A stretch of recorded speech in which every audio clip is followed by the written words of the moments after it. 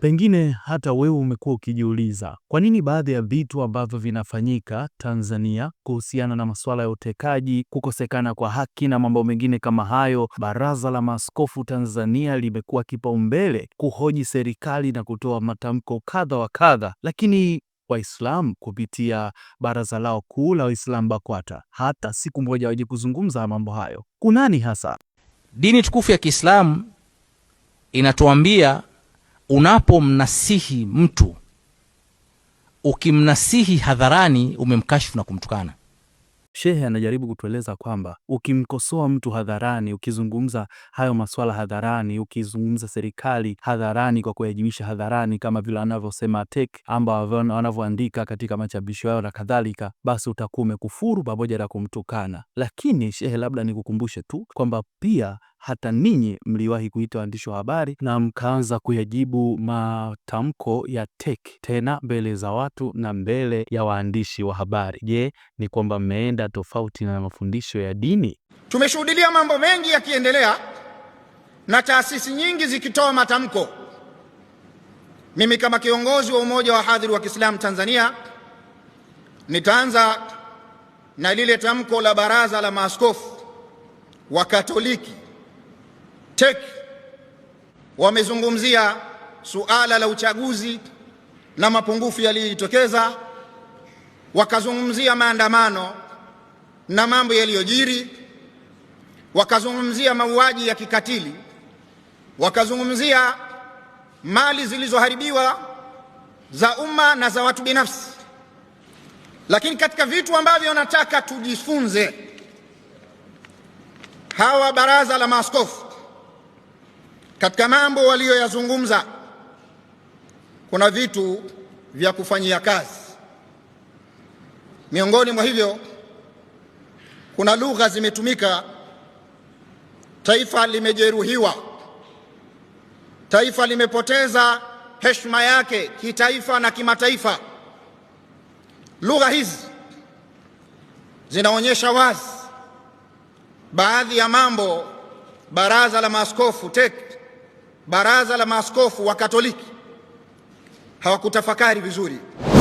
Leo kazi ipo, kazi ipo.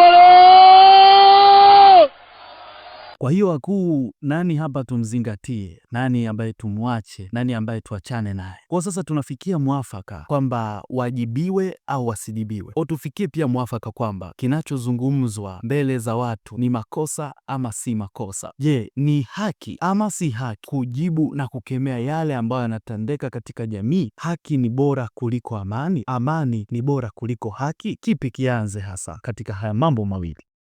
Unapomnasihi kiongozi, dini tukufu inasema dinu nasiha, dini ni kupeana nasaha. Yani Uislamu wote upo katika kupeana nasaha. Na Mtume akasema kupeana nasaha, kuwapa nasaha viongozi, kuwapa nasaha Waislamu kwa ujumla, na kuwapa nasaha watu wote, na kuwapa nasaha watu wote, na kuwapa nasaha watu wote, na kuwapa nasaha watu wote. Lakini wa kwanza kupewa nasaha ni viongozi. Utaratibu wa kuwapa nasaha viongozi si kuwaita nyinyi waandishi wa habari hapa nikaanza kumkashifu kiongozi na kumwelezea kabla sijakaa naye. Tamko hili la Baraza la Maaskofu halikuainisha mapungufu, madhaifu yaliyotumika na waandamanaji katika maandamano. Hivyo basi, sisi kama sehemu ya jamii, tunachokiona hapa, hawa Baraza la Maaskofu kile walichokidai katika waraka wao, wanahitaji haki itendeke. Hakuna msingi wa kweli wa kupigania haki, na tuna evidence. Yapo matukio kadhaa. 27 Januari mwaka 1995 palitokea mauaji ya wazi kabisa. Mashehe baadhi waliokuwa wakitoka misikitini walipigwa risasi na waandamanaji wa chama kimoja cha kisiasa hapa nchini walipigwa risasi, lakini Baraza la Maaskofu wa Katoliki Tanzania TEC hawakuchukua action yoyote, hawakutoa tamko lolote. Hicho ni kielelezo cha ubaguzi wa tamko lililotolewa na Baraza la Maaskofu. Lakini tarehe 12 na 13 Februari 1998 palitokea mauaji makubwa Dar es Salaam, maeneo ya Magomeni, msikiti wa Mwembe Chai. Waislamu walilalamika, vitabu vikaandikwa na kwenye intaneti ikawekwa.